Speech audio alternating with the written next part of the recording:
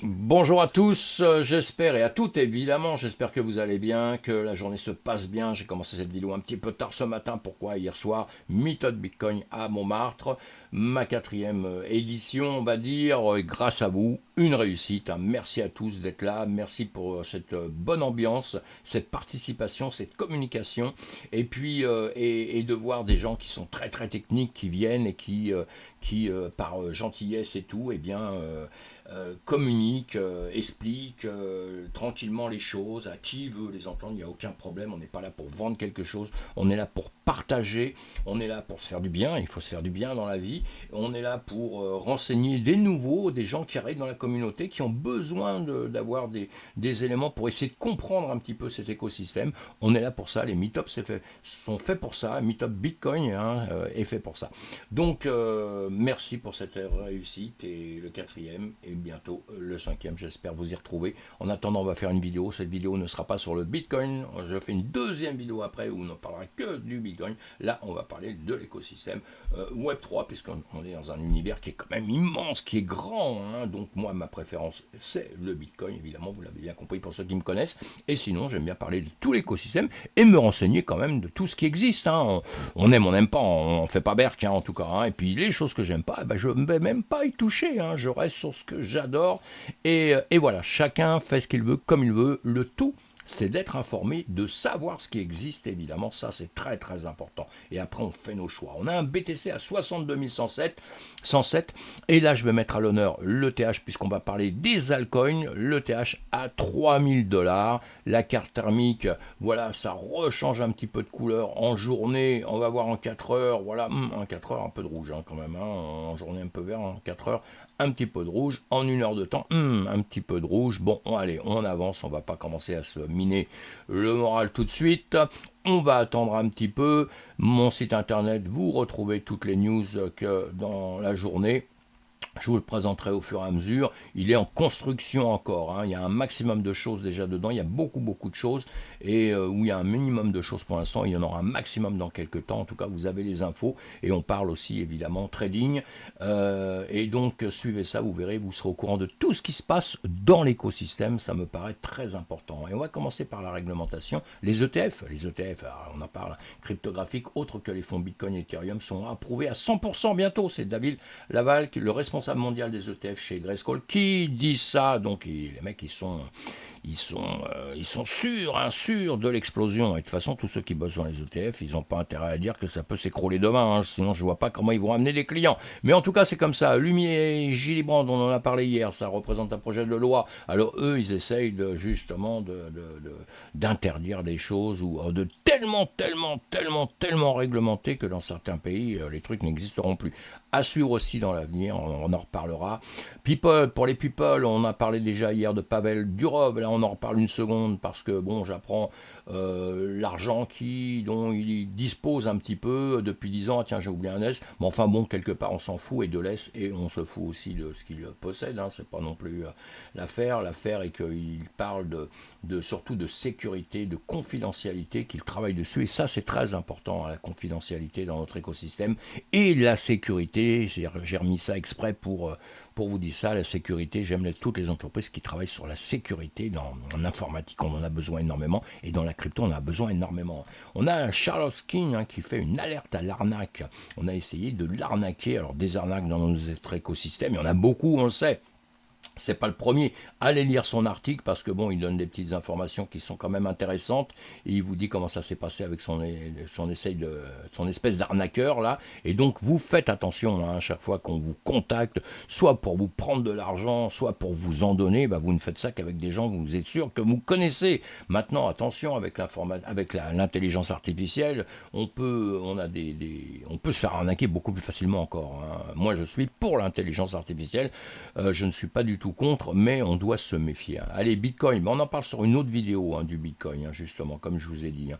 Et on parlera de l'ETF Bitcoin aussi après. en Web3. Binance, alors il cherche à rentrer en Inde. Alors, en payant 2 millions de dollars d'amende. Eh oui, il est habitué maintenant les amendes. Je crois que la société se lève le matin, la société Binance dans le monde, elle se dit tiens, qu'est-ce que je vais payer aujourd'hui, à qui je vais balancer un peu de sous. Bon, c'est vrai que c'est pour payer les conneries qu'ils ont faites, c'est-à-dire un peu partout dans le monde, ils sont rentrés comme ça, la fleur au fusil, en se disant ouais, on va monter des sociétés. Et les mecs un peu partout, ils ont été un peu légers. Maintenant, ils payent les pots cassés. Mais Binance, encore une fois, c'est pas FTX, mes amis. Ces Binance sont quand même solides. Ils vont faire face à tout ça tout doucement et ils payent les pots cassés, quoi. On a Kraken, une grosse société qui lance un portefeuille mobile auto-dépositaire et publie son code open source. Voilà, il permet aux utilisateurs de gérer leur position NFT, jetons et DeFi sur 8 réseaux blockchain à suivre de près, évidemment. Anomica Brands. Alors ça, c'est une grosse société qui existe depuis quelques temps, qui n'est pas un fonds d'investissement, mais qui fonctionne d'une manière qui est un capital risque. Il fonctionne comme un capital risque dans l'écosystème de la blockchain et les cryptos. Ils investissent activement dans d'autres entreprises et projets, voilà, donc ils sont toujours là, ils sont là. J'aime bien cette entreprise. Anomica Brands a investi dans une gamme diversifiée de sociétés blockchain comme, vous voyez, Kraken, Metamask, Ledger, voilà, selon son site web, donc vous pouvez aller voir ça, pareil, ce qui se passe un peu chez eux. Société qui avance et on voit de quoi elle dispose aussi, 291 millions de dollars en espèces et en pièces stables. Voilà, c'est toujours bien de faire le point un peu sur les sociétés, ce qu'elles possèdent, ce qu'elles ne possèdent pas, si elles sont en perte ou pas en perte. Évidemment, surtout quand vous avez investi vos billes. Là, je parle un peu comme dans le marché traditionnel où depuis très très longtemps, les actions, vous savez, on s'occupe de voir un peu comment fonctionnent les entreprises. Eh bien, chez nous, dans la crypto, je dis chez nous, puisque je me sens très concerné pour l'écosystème crypto et pour le Bitcoin évidemment, et pour tout l'écosystème crypto, on doit faire la même chose, on doit aller surveiller un peu les entreprises, voir ce qu'ils possèdent, ce qu'ils ne possèdent pas, voilà, c'est très important, très important. Allez, WorldCoin aura sa proche blockchain de couche 2, appelée WorldChain, et sera sécurisée par Ethereum selon un communiqué à suivre. Byte Plus, la branche technologique, la propriétaire de TikTok, ByteDance, collabore avec les constructeurs suisses sur les jeux Web3 et social sur Sui, le réseau blockchain de Mystern, comme annoncé dans un article de blog, il faut aller lire ça évidemment, par la fondation du projet. Bybit collabora avec Mystern Labs pour offrir divers services à suivre. Voilà, c'est dur à dire ça. Syl Isaac, le responsable de la sécurité de Paradigm, dirige le lancement de Syl Isaac, une plateforme de partage d'informations sur les menaces cryptographiques. Voilà, société à connaître, allez voir tout ça. Quand je vous mets tout ça, on s'arrête sur les choses qui sont plus importantes que d'autres, mais toutes ces sociétés sont à aller voir. Quand vous êtes dans l'écosystème, une fraction de seconde, il faut savoir qu'elles existent, et on a toujours des renseignements à tirer de tout ça, et ça peut nous éviter des bêtises. Alors la société de services cryptographiques Abra a annoncé Abra Private pour les clients privés et Abra Prime pour les clients institutionnels que les fonds spéculatifs, les sociétés de capital risque et les sociétés d'infrastructures cryptographiques intéressant cette société à l'approbation de la SEC. Donc voilà. Humafinance, la plateforme de tokenisation Humafinance fusionne avec la plateforme de liquidité soutenue par CircleArth pour améliorer l'adoption d'actifs tokenisés. L'entité issue du regroupement prévoit de dépasser 3 milliards de dollars de volume en liquidité en chaîne d'ici la fin de l'année, et à suivre. Et une autre société, la sidechain Renin EVM, intègre le populaire MMORPG sud-coréen. Et voilà, donc ça pareil, si vous aimez les jeux, etc., sera sur le Web3, société à suivre. Sidechain à suivre, la Pro League des Émirats Arabes Unis adopte le Web3 avec le partenariat Chiliz. On connaît Chiliz depuis très longtemps. Chiliz, c'est un fournisseur de blockchain axé sur le sport et le divertissement. Peut-être ça lui remettra peut-être un coup de vigueur à voir, à suivre de près. Mais attention, soyez prudents. Et l'USDT, Tether, a annoncé sa restructuration en 4 divisions. Data, finance, power, éducation, pour diversifier ses activités et soutenir des innovations en dehors du domaine des stablecoins. Voilà, bon, tout le temps, on en parle beaucoup de l'USDT. Il y en a beaucoup qui tirent dessus aussi, en se disant depuis longtemps, ça va s'écrouler, etc., etc. Bon, ils sont toujours là, ils avancent. Voilà, la société a également renforcé son engagement dans l'éducation et le développement de la technologie blockchain avec la création d'une branche éducative. À suivre aussi, évidemment, en crypto, on a des ancrages. Ah oui, on a Oh là là, le prix du Pax dollar a brièvement grimpé à 1,29 $ le 16 avril, avant de revenir à 1 dollar dans les 3 heures suivant le désancrage, selon les données de coinmarketcap.com, évidemment, où là vous allez chercher plein de renseignements. On va y aller juste au-dessus, après justement. Et donc, un porte-parole de Paxo a déclaré à Cointelegraph, Paxo ne contrôle pas les marchés, ni les activités de négociation sur d'autres plateformes de négociation. En gros, ils vous disent aussi, en particulier pour les pièces stables, je ne sais plus où j'ai mis ça, voilà, en particulier pour les pièces stables, les utilisateurs doivent s'assurer qu'ils utilisent des ordres limités. Alors bon, c'est un petit peu chiant tout ça parce que normalement, ce genre de pièces comme ça, c'est fait un peu pour les gens, les stablecoins, des pièces qui devraient être équilibrées, où on n'a pas peur dans un sens ou dans un autre, où on se dit, je mets ça sur une pièce stable et puis c'est l'équivalent du dollar, d'autre chose, et normalement ça ne doit pas bouger. Bon là, on s'aperçoit, c'est très dangereux quand il y a des mouvements comme ça, parce qu'un mouvement à la hausse, ça peut être très bien pour certaines personnes, un mouvement à la baisse, ça peut être terrible. En tout cas, moi, j'aime pas trop ce genre de choses. Voilà. Et donc, à suivre de près, à voir, à juger soi-même. Quand on est ensemble, je vous dis un peu ce que je pense. La plateforme de Paris basée sur Solana, Parc a perdu 40% de sa valeur totale bloquée depuis le début avril. Et oui, et ça c'est pareil, c'est un problème justement avec les largages, avec les airdrops et tout ça, avec tout ça. C'est un peu un jeu, tout ça. Faut bien comprendre quand rentrer, quand sortir, sur lesquels aller. C'est vraiment des études à faire, ça se fait pas à la légère. Et on parle toujours de gens qui ont gagné pas mal, mais il y en a beaucoup qui perdent de l'argent avec ces systèmes de largage. Et voilà, de société. Pourquoi il y en a qui ont très très bien compris le système, c'est-à-dire vous rentrez tôt, les prix bougent puisque beaucoup de gens rentrent, donc qu'est-ce qu'on fait, l'offre et la demande, etc. Les prix montent, et normalement, quand vous savez bien vous manipuler tout ce genre de choses, eh bien vous prenez des bénéfices tout de suite, et on a bien compris que dans tous ces systèmes, il y a des gens qui vont gagner de l'argent et d'autres qui vont en perdre. Alors une fois, si je dis ça, c'est pas pour casser ces systèmes-là, moi je les aime bien aussi, mais c'est juste pour vous dire, apprendre, comprendre et réussir. C'est bon pour tout, pour le trading et pour le reste. Apprendre, comprendre, et c'est comme ça qu'on réussit, sinon on se plante la gueule et on fait partie des perdants dans notre écosystème, comme dans toute la finance évidemment, il y a des gagnants, mais pour qu'il y ait des gagnants, il y a toujours des perdants mes amis, n'oublions jamais ça, donc apprendre, comprendre, et voilà, etc. C'est comme ça qu'on peut réussir. Allez, les levées de fonds, alors plein de levées de fonds là, je ne vais pas tous vous les faire, allez les voir sur mon site. Les levées de fonds, très important de suivre les levées de fonds, pourquoi? Parce que entreprise qui bouge, évidemment, entreprise qui arrive à lever beaucoup d'argent, donc normalement il y a une raison derrière, donc derrière ça en revanche, tout de suite quand il lève des fonds, on va chercher qui rentre l'argent dedans, parce que si c'est un type pas connu comme moi qui va rentrer une tonne d'argent dedans, je fais peut-être un coup de poker, quoi, en n'ayant peut-être pas bien étudié, quoique moi j'étudie les entreprises, mais bon, en n'ayant pas bien étudié, quand on voit des grosses boîtes qui rentrent, qui sont puissantes, qui ont le temps d'étudier les projets de A à Z, et qui rentrent leur bille dedans, on se dit on a peut-être une chance un peu que sur cette entreprise, ça fonctionne, exactement. Donc on doit faire ce travail-là. On n'a pas le temps de le faire, nous, en quelques minutes. Airdrop Fantasy. Le jeu de cartes à collectionner Crypto Fantasy est mis en ligne sur le réseau principal Blast avec un largage de points. Encore une fois, ça c'est quelque chose de bien précis. Donc vous allez apprendre, si vous ne connaissez pas ça, il faut aller sur Google. Maintenant, on a une chance, c'est qu'à notre époque, on peut tous avoir tous les renseignements possibles. Donc l'intérêt d'écouter des news, vous savez, moi je faisais ça pendant très très longtemps, quand je suis rentré en écosystème, j'écoutais des vidéos à l'époque où il y avait presque personne quand on parlait. Et ici, il y avait Asher, il y avait des gens comme ça, vous voyez, et fabuleux tout ça. Et ça prenait, et ils disaient des trucs, ils disaient des mots, il balançait des mots comme là, largage de points, tiens, je me dis, c'est quoi le largage de points?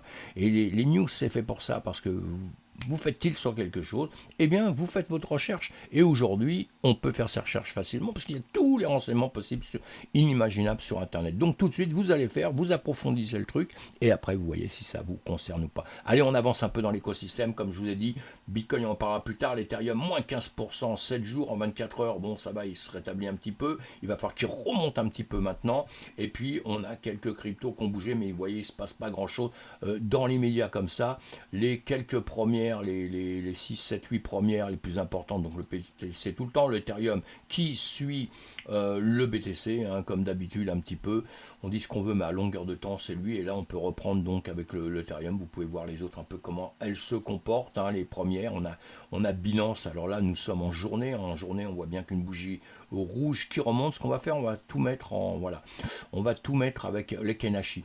Kenashi, c'est pas trop mal. Et on voit quand même, Binance, eh bien, on est quand même toujours en rouge, en descendant.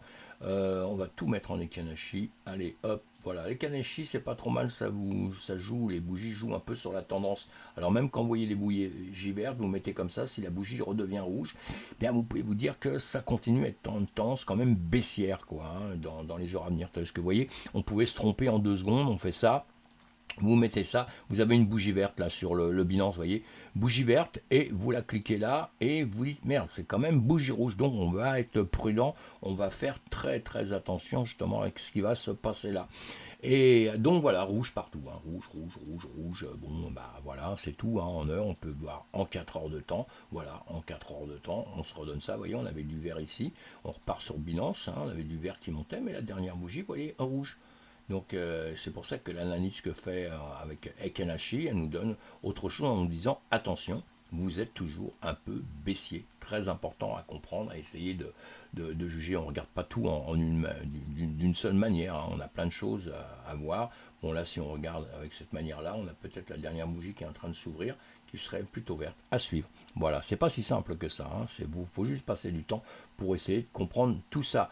Donc on va avancer un peu plus, on va regarder justement toujours dans notre cher écosystème des altcoins et bien du Web3, des altcoins, etc. Performantes plus hautes, injectibles, le NIR, l'Apple et l'Appcoin. Et on va regarder ça sur les graphiques. Hein, vous voyez 7%, 6%, 4%, injectif 7%. Bon, bah là on est content quand ça vient d'arriver. Hein. On n'oublie pas que quand on vient de remonter un peu, c'est que souvent avant on a un peu plongé.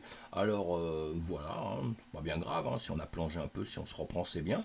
On va quand même toujours faire un petit tour des tendances. N'oubliez jamais d'aller faire un tour vers les tendances. Vous regardez ça sur 2-3 sites, hein, pas simplement sur coinmarketcap.com. On n'a pas le temps d'aller voir tous les sites, hein, CoinGecko, enfin il y en a d'autres. Hein. J'ai pas de préférence, j'ai aucun lien dans tout ça, je touche de l'argent par nulle part. Tout ce que je vous donne, c'est cadeau, comme on dit, c'est ce que je pense et c'est tout. Donc on va surveiller un petit peu tout ça et voir s'il n'y a pas des nouvelles qui plaisent un peu à tout le monde. Ça permet d'avoir des hausses, en quelques temps d'avoir des hausses, puisqu'on a une grosse tendance, les gens vont dessus, hein, et ça permet de monter. Mais attention, tout ce qui monte redescend donc un jour. Là, on revient toujours à notre... on va se mettre en 4 heures de temps. Voilà, en 4 heures de temps, on a notre Ethereum, dernière bougie en 4 heures qui est en train de redescendre. En revanche, Injective, il est en train de remonter ici. Le NIR, bougie 4 heures, là, eh bien, lui est en train de remonter. On va faire attention, on les regarde tous les trois très rapidement. On va mettre, vous savez, sur chacun, on va mettre l'Ishimoku en 4 heures. Et l'Ishimoku en 4 heures, vous voyez, ici, vous avez Tenkan Kijun. On est en train de travailler entre les deux. Je vais vous le grossir pour voir un petit peu mieux. Important de regarder ça tout de suite, puisque là, vous voyez, on est quand même entre Tenkan, Kijun, donc ça veut dire qu'on est en réflexion là, hein, vous voyez, c'est pour ça qu'on ne sait pas trop ce qui va se faire, et on peut buter sur le haut du nuage ici et revenir en arrière. Ici, on a un Ginspan qui est passé légèrement au-dessus de Tenkan, Kijun, mais attention, il y a quand même des niveaux à respecter, et surtout ici il va falloir que ça passe ça peut très très bien être rejeté. Donc là on est en 4 heures, on va le regarder en 1 heure de temps. En 1 heure de temps on est au-dessus du nuage, on est légèrement aussi au-dessus de la Tenkan ici, hein. La Kijun, et comment donc on va voir un petit peu, en 30 minutes, vous voyez, on bloque aussi là dans le nuage. Donc pour l'instant, il faut faire très attention. Et ici, si je le vois bien, on est, vous voyez, entre les deux. Donc on fait attention à ça. Il y a rien de sûr que ça monte un peu plus haut. Et il faut être prudent sur celui-ci. On va refaire la même chose sur le NIR. Allez, le NIR, on va mettre notre Ishimoku dans les médias. On ne mettra rien d'autre. On va juste attendre avec ça aussi. On va refaire la même chose en journée. En journée, qu'est-ce qu'il nous fait? En journée, attention ici, vous voyez, on peut taper pareil, hein, on est en dessous de la Tenkan et la Kijun, hein, donc on était pas mal redescendu. Alors là, il remonte, en journée, il remonte, mais on est quand même en dessous de tout ça, attention. Hein.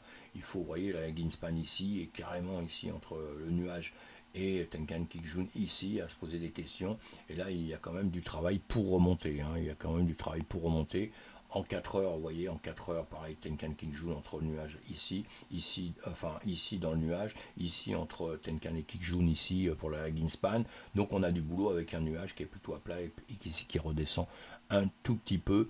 Donc voilà, en 1 heure de temps, en revanche, on est passé au-dessus du nuage. On a une intention de remonter, mais deux bougies ici rouges.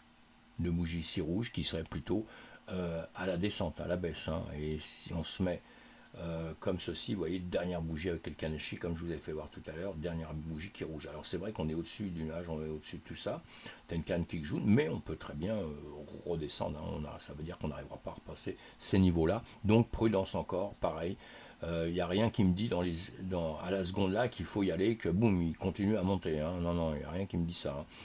Ça me dit plutôt prudence et attention à à la redescente. C'est ce que je voulais vous dire très très rapidement. On va faire pareil, on va travailler avec l'Ishimoku. Ici, Ishimoku, et bien voilà, en journée, oulala, en journée, on est bien en dessous du nuage, en dessous de Tenkan Kijun. Hop, la Ginsman qui est en dessous. Le nuage ici, bon, qui revient un petit peu droit, qui est arrêté de descendre, qui revient un peu droit, mais en attendant, c'est un peu chaud. Hein, c'est un peu chaud. Hein, c'est pas très brillant tout ça. Donc en une journée, méfiance. Évidemment que vous avez compris qu'il y a un petit arrêt sur la descente ici. Hein, il y a un arrêt, on est en train de stabiliser. On le voit bien ici. Hein, et on le voit ici aussi. En 4 heures de temps, donc important le 4 heures de temps, toujours très important le 4 heures de temps. Ici, on vient simplement franchir la Tenkan, hein, donc il va falloir rentrer plus dans le nuage et franchir la Kijun. Donc c'est pas évident, en dessous du nuage, vous voyez, ça bloque, hein, en 4 heures de temps. En 1 heure de temps, en revanche, on est passé au-dessus, nous sommes d'accord avec ça, on est passé, je vais grossir un peu là, allez, on est passé au-dessus, mais si on regarde plus précisément en 1 heure, on est vraiment à plat. Hein. Donc là, le nuage n'a plus tellement d'effet. Hein. Quand on est à plat comme ça, il descendait, on voit bien avec les bougies, hein, même si on ne mettait pas ça. Hein, on voit bien avec les bougies, avec tout ça. Voilà. Mais on est en train de descendre, et là, on est plutôt dans un range, hein, avec plus haut, plus bas. Donc là, si je peux vous conseiller, c'est pareil, hein, dans l'immédiat, c'est d'attendre, puisqu'on peut avoir quand même une surprise qui soit pas terrible. On a ça, je vais vous faire ça aussi, j'aime bien faire ça parce que ça vous donne une indication vraiment dans l'immédiat, et dans l'immédiat on peut, vous voyez ici, on revient peut-être dedans, mais même si on passe ça, on aura le gros blocage ici, hein, on va pas l'oublier, on aura ce gros blocage là, donc on peut très bien venir ici et repartir. Donc pour l'instant ici on n'est pas sauvé pour aller récupérer un peu tout ce qu'il y avait à récupérer ici. Encore une fois, je vais parler de mon champion du monde alors qu'on est sur les altcoins. Si le Bitcoin se mettait à remonter comme il le faut, je pense que ces cryptos-là vont regrimper quand même au-dessus. Mais on va devoir surveiller justement quand même notre cher BTC, savoir ce qu'il veut faire, et c'est bon pour le TH aussi. Vous voyez, il y aura ce cap à passer. Hein. Donc on n'a pas passé ça, et donc ce cap que je vous ai marqué avant. Ici, on peut très bien être rejeté et revenir dans ces endroits-là. Bon, on reverra tout ça dans quelques temps, et en espérant que tout aille bien. Voilà pour mes amis pour aujourd'hui. Je voulais aller relativement vite. On se retrouve à d'autres endroits pour évidemment voir le trader ensemble si vous en avez envie, voir les graphiques d'une manière un peu plus précise et tout. Mais là, je voulais juste vous donner vos idées sur des choses qui viennent de se passer récemment. Hein. Vous voyez des cryptos qui remontent mieux que les autres dans les quelques heures qui viennent de passer. Hein. Mais on reste prudent et en espérant qu'elle reparte vers le sud. On souhaite tout ça, on souhaite toujours la même chose. Hein. Et pour finir sur l'Ethereum, en 4 heures de temps, on le voit bien. Qu'est-ce qu'on peut juger ici? On va regarder avec notre Ishimoku, encore une fois, l'Ishimoku en bas, le nuage qui là revient un petit peu plutôt à plat, hein, mais depuis quelques temps on n'oublie jamais qu'on est en train de descendre, malheureusement, hein, on va pas dire autrement. Ici on va rejouer entre Tenkan, Kijun, vous voyez, on revient ici, se concentrer à l'intérieur, donc ça il va falloir le dépasser vers le nord. Encore une fois, on n'oublie pas une chose, c'est que le nuage est bien au-dessus, hein, donc il va falloir passer le nuage, il va falloir passer au-dessus, et on a la Greenspan ici qui se trouve en dessous, hein, donc il y a du boulot à faire pour que ça remonte. Hein. Mais encore une fois, vous savez, c'est toujours pareil, c'est pas parce qu'on voit ça qu'on détient la vérité, pour une bonne raison, parce que l'important, c'est pas ce qui vient de se passer là, ça c'est l'important, évidemment quand même, parce que on regarde, ça nous donne cette situation-là, tout ce qui vient là, ça nous donne ce niveau auquel on sonne le 3000, mais maintenant ce qui va tout changer en 2 secondes, ça peut changer en 2 secondes, il suffit de 2-3 gros investisseurs sur les prochaines bougies, hein, des gens qui vont mettre un petit peu la dose, voilà, et pour que d'un seul coup, boum, on remonte comme ça, évidemment. Hein. Donc ça peut se faire très très vite, c'est pour ça qu'on est toujours patient, c'est pas parce qu'on juge ça qu'on sait ce qui va se passer ici. Voilà. C'est comme ça qu'un milliard de gens se font piéger, mes amis. Hein.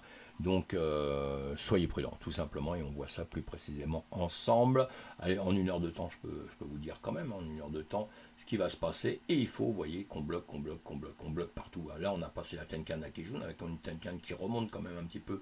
On vient taper dessus, on vient rejeter sur la Kijun ici. Mais il faut passer ça. Hein. Il faut passer ça, et vous voyez, la Greenspan est en dessous ici. Hein. Donc, il n'y a rien qui nous dit qu'on veut aller au-dessus. Peut-être on ira, mais il n'y a rien qui nous dit vraiment qu'on va remonter d'un seul coup. On est juste en train de travailler sur une zone avec des achats, des ventes, avec des petites manipulations de marché où on vient rechercher de la liquidité à chaque fois, en bas, en haut. Donc là, on peut très bien redescendre d'un coup, revenir chercher la liquidité un peu plus bas ici, sur les 2900.